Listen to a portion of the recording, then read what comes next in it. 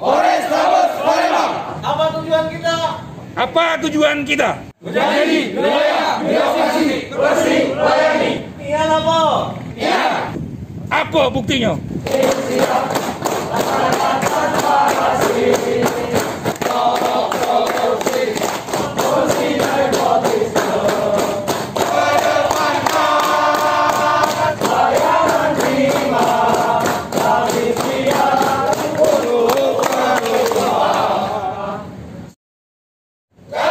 Polrestabes Palembang siap melayani, ikhlas dan bangga berdiri.